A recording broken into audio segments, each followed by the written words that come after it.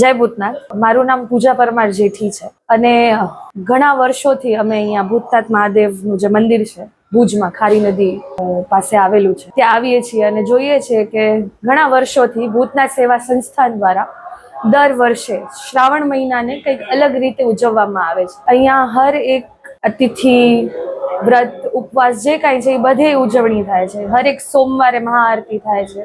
સોમવાર અને 11 મહાપ્રસાદની પણ અહીંયા આયોજન કરવામાં આવે છે સંસ્થા વતી. અહીંયાના જે પ્રમુખ છે એ લોકો એ વસ્તુની ખૂબ કાળજી રાખે છે કે આપણું જે કલ્ચર છે એ મોટાથી લઈ અને નાના બાળકો સુધી આગળ વધે અને એ જ કલ્ચરને એ જ વસ્તુને આગળ વધારવા માટે આપણા કચ્છના કે ગુજરાત લેવલે જેટલા પણ નામી કલાકારો છે, સંગીતકારો છે, તેઓ પણ પોતાની વાણીને પવિત્ર કરવા અહીંયા આવે છે.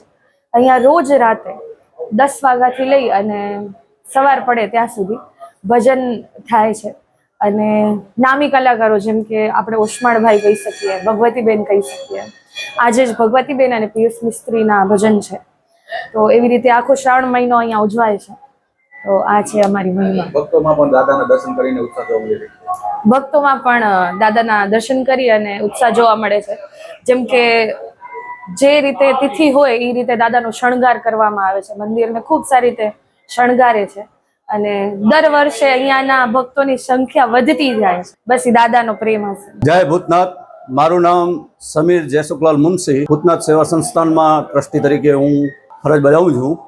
દર સોમવાર શ્રાવણ માસનો આ 17મું ભજનનું સ્વર દરબારમાં યોજાઈ રહ્યો છે, જેમાં આજે નામાંકિત કલાકાર ભગવતીબેન ગોસ્વામી ભજન પોતાની સ્વરવાણી પીરસશે.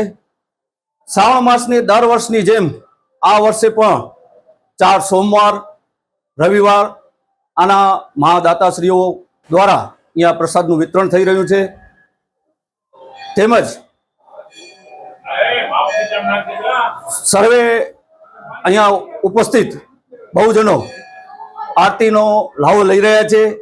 વિવિધ દાતાશ્રીઓ તરફથી અહીંયા મહાઆરતી, મંદિરનો દીપમાલા, મંદિર શણગાર તેમજ આ અમાસના દિવસે અહીંયા મહાપ્રસાદ તેમજ ઋષિ પાંચમના દિવસે પૂર્ણાવતી અમે અહીંયા ઘોષિત કરીએ છીએ. દાદાના જે કલાકારો પોતાની વાણી પીરસવા આવે છે એ સ્વયં પોતાના ખર્ચે અહીંયા આવે છે અને ભક્તો પણ ઉત્સાહ એટલી રાખ્યો હોય છે કે શ્રાવણ મહિનો ક્યારે આવે અને ક્યારે અમે ભૂતનાથના સ્વર દરબારમાં ભજન સાંભળવા અલગ અલગ કલાકારોની સ્વરવાણી પીરસવા અમે અહીંયા આવીએ. કલાકારો પણ આવે છે અને શ્રોતાઓ પણ આ ભજન સાંભળવા આવી રહ્યા છે.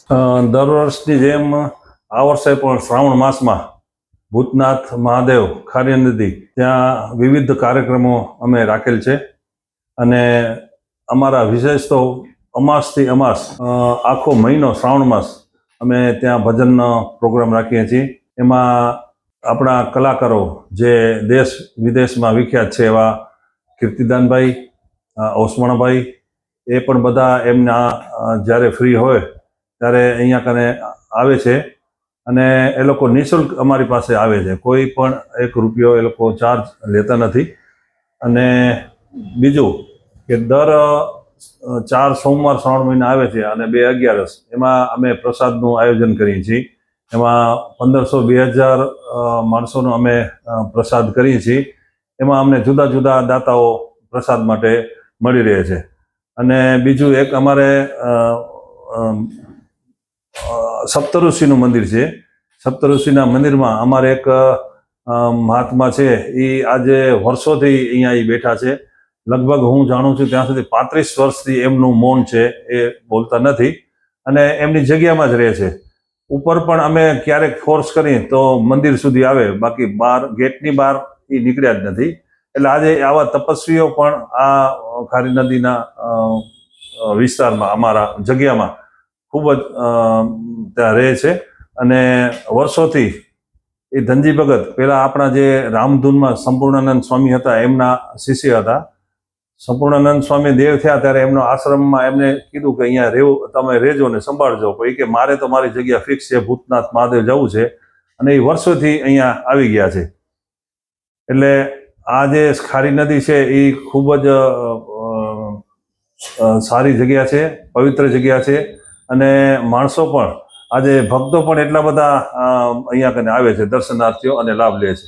આજે પેલા આ જગ્યામાં કોઈ સ્મશાન ભૂમિ હતી પણ કોઈ અહીંયા કને એટલા બધા માણસો આવતા નહીં, કારણ કે સિંગલ કેડી હતી, રસ્તો પણ એટલો સાંકડો હતો.